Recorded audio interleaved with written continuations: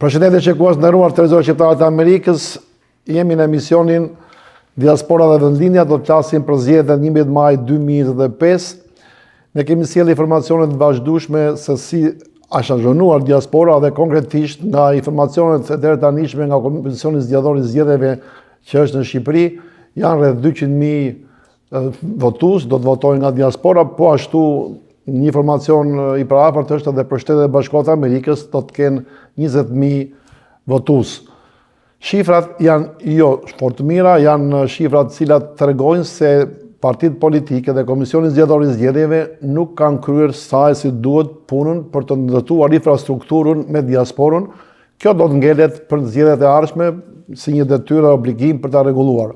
Disa bashkëdhëtar që janë në Shtetet e Bashkuara të Amerikës nga zona e Malësisë më kanë rekomanduar si televizion për të kontaktuar një kandidat për deputet, i cili ka vënë kandidaturën në zonën e Malësisë, një person i cili ka ca cilësi të cilat na tërheqin që neve ta suportojmë, dhe ky është Aurel Markaj. Unë kam ndjekur disa video, kam ndjekur dhe ecurinë e fushatës tij, sepse jam interesuar për të krijuar atë opinionin para prak për të realizuar bisedën. Është një djalë inteligjent, i shkolluar, edukuar, edukata familjare dhe ajo profesionale si mësues, ka ndikuar në formimin e tij jo vetëm nga ana profesionale dhe njerëzore, por dhe si politikan, duke patur një komunikim me kulturë, me edukat, i sjellshëm, edhe përshtrimin e programit të tij e ka sjellë në mënyrë të kuptueshme dhe të shpjegueshme në mënyrën perfekte. Jam i kënaqur ta kem në emision shikues nderuar, e kam në linjë direkte në Skype Live. Zoti Markaj të përshëndes, mirë se ke ardhur në televizionin shqiptar të Amerikës. Cili është Aurel Markaj? Si fillim lejoni t'ju falenderoj për ftesën. Është kënaqësi e veçantë të jem në televizionin tuaj dhe i përshëndes gjithë shqiptarët e mi, gjithë malësorët e mi, gjithë bashkëdhëtarët e mi që ndodhen në Shtetet e Bashkuara. Unë jam Aurel Markaj, jam një djalë i lindur dhe i rritur në Malësinë e Madhe.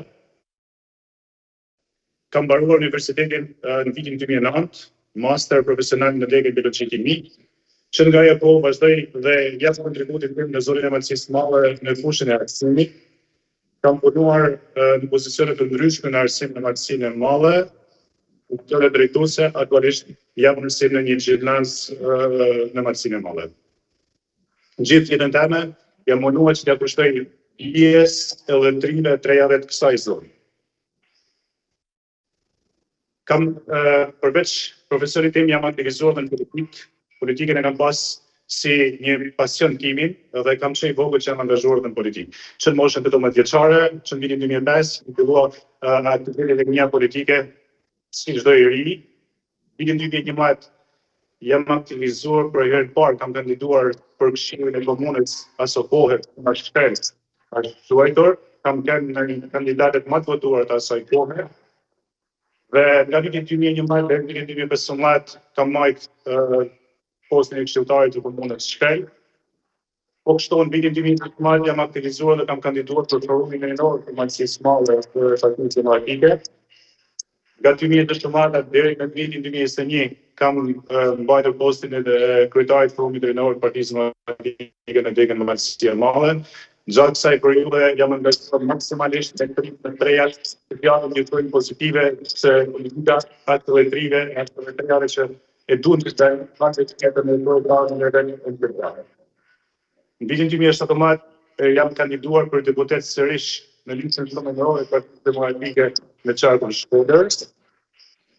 Vitin 2019, siç e dini edhe ju aso kohë kur patjek mandatet Partia Demokratike si rrallës dhe mund patar mundësia për me marrë mandatin e deputetit dhe asnjëherë si bashkëmarrja se unë duhet të jem në parlament pa mbështetjen e martësorëve të mi, pa mbështetjen e të qarkut Shkodër dhe e pata refuzuar me dëshirën e me kënaqësi më të madhe refuzimin e mandatit asaj kohe.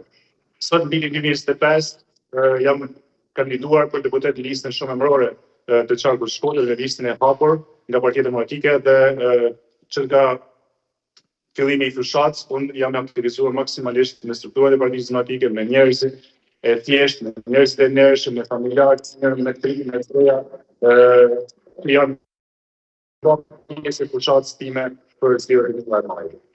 Kjo është një përmbledhje e shkurtër e rutinit tim qoftë profesional, qoftë politik në rrugën time. Zoti Marka i Qarku i Shkodrës, sa deputet ka dhe sa nga këta do të jenë në zonën e Malësisë? Qarku i Shkodrës ka gjithsej 11 deputet.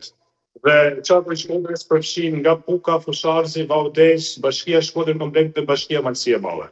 Ku nuk ka një ndarje Malësi ose Shkodër, por është komplet Qarku 11 deputet. Aktualisht, sa deputet kanë qenë të PD-s dhe sa deputet kanë qenë pjesa tjetër e PS-s, ose edhe subjekteve tjera? Po të referohemi zgjedhjet e 2021, ndarja mandateve ka qenë e tillë, 5 mandate ka pas Partia Demokratike, 3 mandate Partia Socialiste, 2 mandate ka pas Partia e Tomdoshit dhe 1 mandat PS-ja. Jeni një mësues i suksesshëm në punën tuaj. Një informacion për shkollat, për nxënësit, si janë kushtet e shkollës aktualisht? I nderuar, kjo është një pyetje me shumë vend, sepse unë punoj në arsim prej 16 viteve dhe për fatin e keq, kushtet sot në për shkollat në Malësi të Madhe janë lanë për dëshiruar. Ka një mungesë të kësumet të bazës materiale të realizimit të shkollave, e cila lënë për dëshiruar. Po këtu një problem mallor që është u has në zonën e Malësisë së Madhe, sidomos vitet e fundit, është largimi i njerëzve, e cila përkthehet në mungesë të nxënësve. Shkollat janë në kompleksisë, shkollat janë në unë, prej mungesës së nxënësve. Po të bëjmë një krahasim me 10 vite më përpara, shkollisën e shkollave kena pas me klasa lota, me klasa me shumë nxënës, kena pas shkolla me diturne, të cilat ka pasi numër të madh nxënësh, kurse sot klasat e kena kolektive, klasat e bashkuara dhe me pak nxënës. Zoti Markaj, a mund të përshkruash lëvizjen demografike në migrim dhe emigrim të Malësisë? Po, të kuptoj.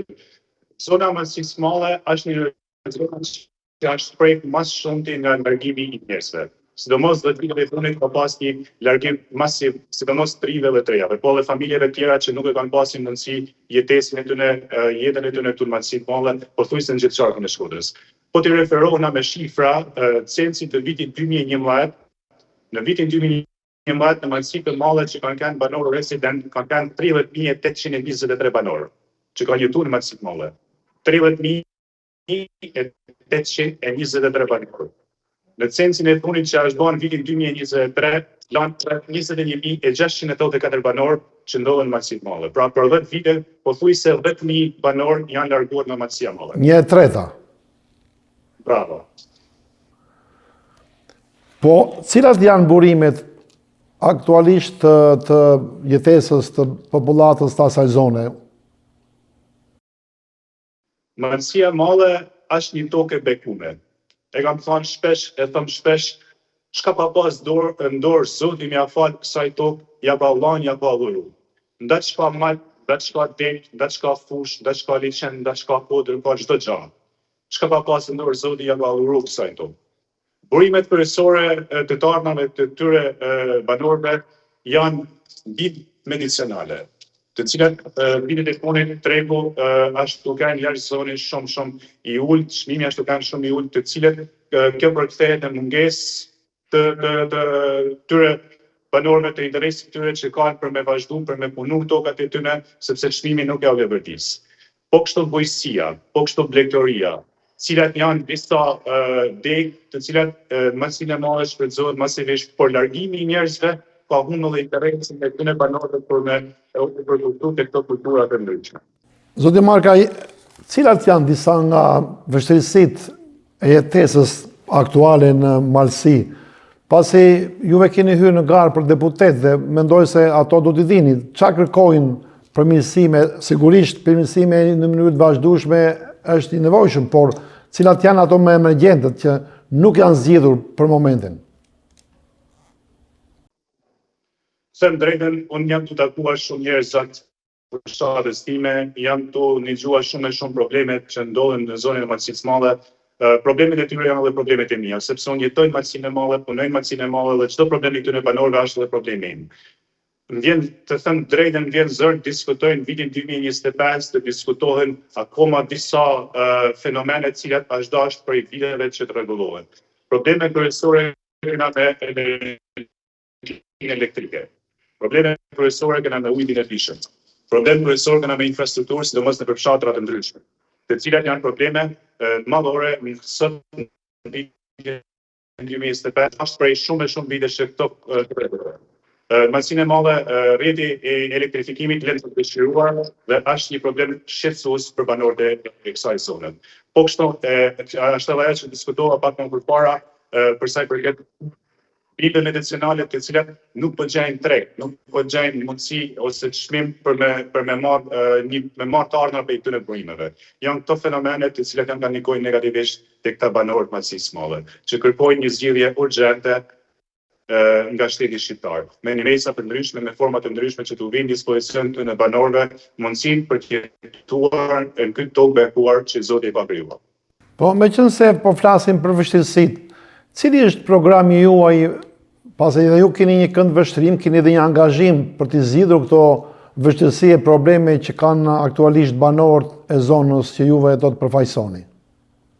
Po, përveç programit Partisë Demokratike, që është një nga programet më të mirëama që është bërë prej dekadave, unë si kandidat i Partisë Demokratike jam referuar programin tim duke marrë në konsiderat hallet dhe problemet e kësaj.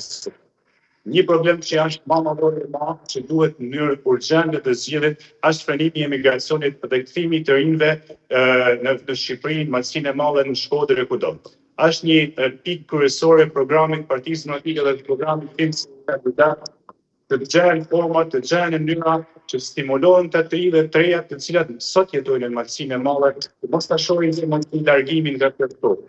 Po kështu, dhe shumë të rrjet të reja që janë larguar vitet e fundit ta shohin si mundësi, ta shohin si shpresë ardhjen e tyre në Maqedoninë e Madhe, në Shkodër e kudo në Shqipëri. Duke i mbështetur të trit që duhet të hapin agroturizme të ndryshme, punishme artizanale apo ferma moderne, duke i mbështetur shtetin. Për sa i përket skemës mbështese për kthimin nga migrimi me toka, lehtësira fiskale, kredit buta për këta rrjet të reja. Është një ndër pikat më kryesore e më. Pika tjetër që unë kam vendosur tek programi është vendimi i bujqësisë dhe kreditës. Është një zonë e cila ka shumë mundësi të zhvillojë bujqësinë, që të zhvillojë mbledhtorinë dhe është një nimes e madhe për këta banorë të cilët dëshirojnë të jetojnë, punojnë, marrin familjet e veta në Maqedoninë e Madhe, duke i subvencionuar direkt për flerat e vetas, për prodhime tradicionale, sidomos për shtënja, mjati, të gjitha prodhimet e tjera që mund të prodhohen nga këta fermer. Përveç kësaj, duke bërë tregje lokale për produktet e zonës, për prodhimet e tyre në nivel kombëtar, që të njihen këto produkte në gjithë hapësirën të ndryshme të territorit të Shqipërisë, pse jo edhe në vende të tjera të botës. Përveç kësaj, duhet një çanër teknike për trajnimin e fermerëve në teknologji moderne dhe marketing, që të kenë një zhvillim sa më suksesshëm. Një pikë tjetër është rrjeti i infrastrukturës dhe i shërbimeve, e thash edhe pak më përpara, sidomos në fshatra, infrastruktura lënë për të dëshiruar, e cilat duhet një ndërhyrje urgjente për përmirësimin e saj. Përmirësimi ose furnizimi me ujë e pishëm dhe me energjinë elektrike është një ndër pikat kryesore që duhet vendoset pikë kryesore për rregullim sa më parë për këta banorë, ujë i pishëm dhe elektrifikimi në mënyrën më perfekte, më të mundshme se në vitin 2025 është pakësi gjërat sot për këto probleme. Ruajtja e pasurive natyrore është një ndër kryesore. Ruajtja e pasurive natyrore është një ndër kryesore për këtë zonë që ka sa dush pasuri natyrore. Dhe unë kam ndonë edhe medicinen për në fund sepse jam i fushë. Vetë arsimi dhe shëndetësia pranë njerëzve është një pikë kryesore që programi Partisë Demokratike dhe programi im si kandidat për deputet do të jetë kryesor për sa i përket arsimit dhe shëndetësisë me marrjen e mandatit në zgjedhjet e 2025. Kjo është një gjë kryesore të programit tim si kandidat për deputet në çark me Shkodër.